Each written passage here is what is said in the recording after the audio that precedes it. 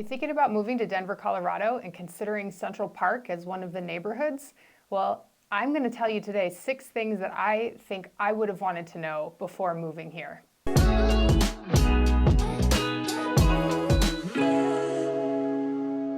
Kailee Ackerman with the Central Park Scoop and Focus Real Estate. And so the first thing that I would have wanted to know about Central Park in Denver, Colorado before moving here is the location. And we are roughly a 15-minute drive east of downtown Denver and about 20 minutes southwest of the International Airport. So it's a really convenient location. We have quick access to interstates. We're just a couple minutes away from the Anschutz Medical Campus, which has like Children's Hospital, the VA Hospital, the University of Colorado Hospital. And we're a quick drive from places that you might want to visit, like the Denver Zoo or the Museum of Nature and Science. Lots of areas, easy to get to. So it's kind of a suburb feel, but yet you're really close into the city. So the convenience is really high. So the second thing to know about Central Park is a little bit of the history. I thought the history was really interesting when I was moving here, and so I want to share a little bit with you. The location that we're in was possible because it was formerly the airport, the International Airport. And when the Denver International Airport built a new location further east of the city, it left this big vacant plot of land that the developer came in and decided to make a master planned community, which I think is really cool because they could plan from the beginning how they wanted to structure it. We have housing available in pretty much every price range from $200,000 all the way up to, gosh, by the end of the build out, it'll be probably close to $2 million. So there's something for everyone. And they designated 30% of the land as open space. So we have tons of parks and trails and things to get outside and explore, which is a big part of Colorado. We're all very active, lifestyle driven people. So that is kind of how this neighborhood came to be where it is. And then over the past 20 years since the start, we've had 12 sub-neighborhoods kind of develop. And we really like to sit down with clients when they're moving here and discuss all of those 12 different sub-neighborhoods because they each have pros and cons. And depending on what you're looking for, there might be areas of more interest to you. So those 12 neighborhoods, there's some of them south of I-70, some of them north of I-70, and we're currently finishing out the construction, new home construction in the 12th and final neighborhood here in Central Park. So that is a little history of how the neighborhood came to be. So the third thing that I would have wanted to know about Central Park before moving here is more about the active lifestyle. I briefly mentioned it, and obviously Colorado has so much to offer in terms of activities. People get out to the mountains, they hike, they bike, they do all sorts of things. But what can you do right here in the neighborhood? And I mentioned that 30% of the land is meant for open space and parks and things. So I thought I would just kind of run through a list of all of the active things we have here in the neighborhood. So excuse me while I read this. There's no particular order, but we have over 50 parks. There are pocket parks, big parks, playgrounds, things like that. But there's over 50 of them throughout the neighborhood. We have 2 greens or amphitheaters where there are outdoor activities, concerts, things like that. 6 outdoor pools. One of them, the newest one up in the north end, has water slides, so that's pretty exciting. But they're all kind of tailored for different things. We also have one that has little kid stuff. It's kind of geared towards, the toddlers and things. Playgrounds, trails, tennis courts, pickleball courts, sports fields. We have 5 splash pad or fountain areas, so on those hot days you can get out and play in the water without actually being at the pool. 2 dog parks, a skate park. They're putting in a pump track, which is kind of exciting for the kids to go mountain bike without having to go to the mountains. Sand volleyball courts. And then if all of that wasn't enough, we also have tons of workout facilities throughout the whole neighborhood. So whether you want to go to the regular gym and lift weights and run on a treadmill, or if you prefer specialty classes like yoga and Pilates, or we have an Orange Theory, indoor cycling classes, we have pretty much everything right here in the neighborhood. So you can absolutely enjoy that outdoor Colorado active lifestyle right here in Central Park. So the fourth thing to know about Central Park is just the convenience factor. When we first moved here, we knew that there were a lot of amenities right in the area that would be convenient. But now that we've been here for almost 10 years, it's hard to picture living anywhere else. We're close proximity to be able to leave the neighborhood and go do fun things, but right here in the neighborhood, you pretty much have everything that you could possibly need. We have everything from big box stores down to boutique shops, grocery stores, restaurants, you name it, it's all right here. So without going into too much detail, I thought I would just kind of give you a rundown of the various areas where we have shops and retail, dental offices, medical offices, things like that.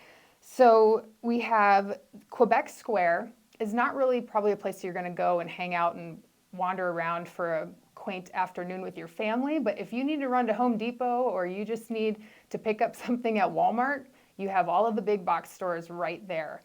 29th Avenue Town Center is kind of the hub of the beginning part of Central Park, where it all started, and it also has a grocery store and some little boutique shops and restaurants and things, but it also has one of those two amphitheaters that I mentioned before. So there's a lot of community events that happen there, farmers markets in the warmer months, and yeah, it's just a really cute area that you might actually want to spend an afternoon kind of hanging out with your family.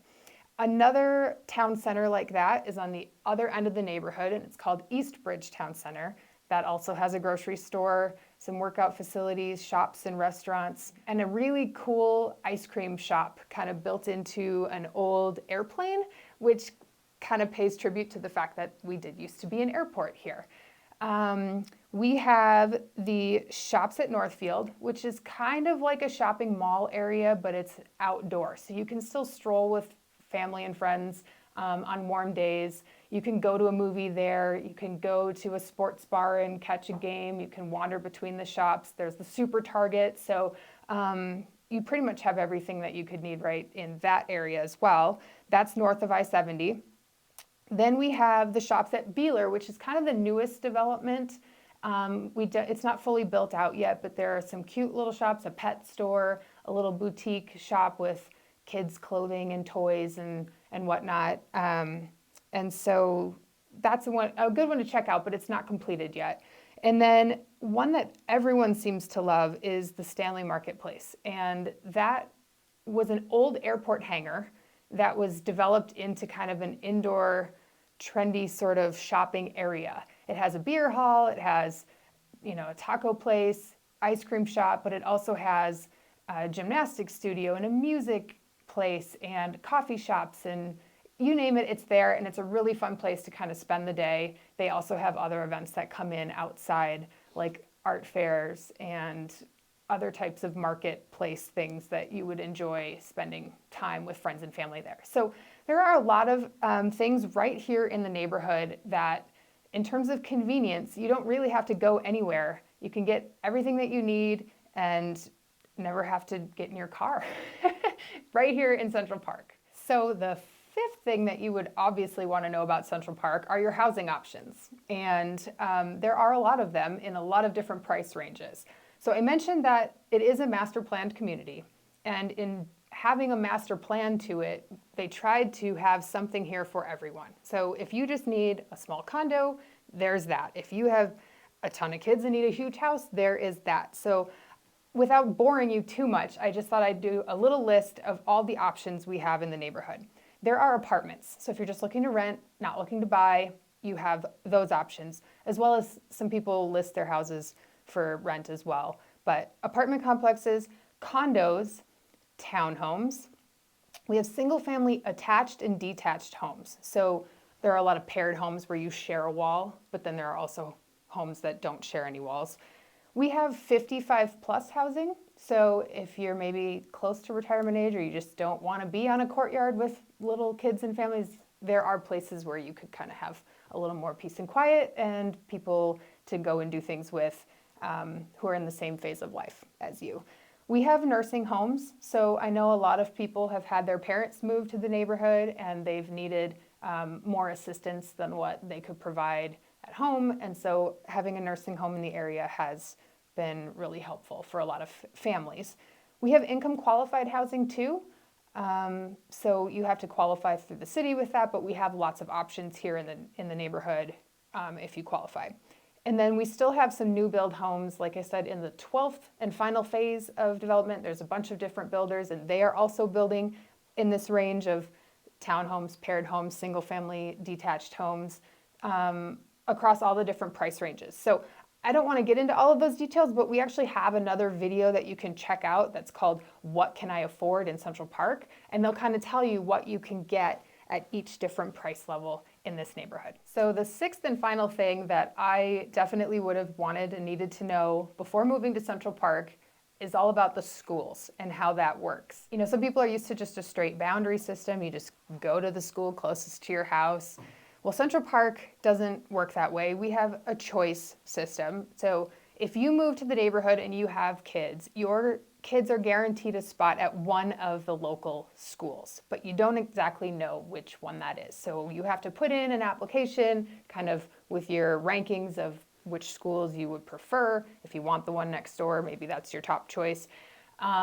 And then your child will get a spot at the school. There's pros and cons to the system. Everyone has their own opinion of it, but we have actually found that over the years, because people, once they move here and they see the convenience of the neighborhood and they don't want to leave here, they move, but they move within the neighborhood. And if it was a straight boundary system, your children might need to switch schools multiple times during those 12 years before they leave for college. So this kind of alleviates that. If they start at this school, they can stay at that school even if you move somewhere else within the neighborhood. So we have a bunch of preschools, a few elementary schools. I think there's 6 right now, but that's subject to change. Middle schools and high schools. And again, you don't know for sure which one you're going to, but you're guaranteed a spot in one of them. And we have another video with a local expert on the whole school choice process that you can reference, and her name is Kailee Buchanan. And I think that that is a very beneficial video to check out if you want to know more about the schools here in Central Park. That was a ton of information about Central Park. Most of it was kind of high-level overview, nothing too specific. So if you have questions that you'd like answered about the neighborhood, feel free to reach out to me via the contact information below, and I'd be happy to chat more.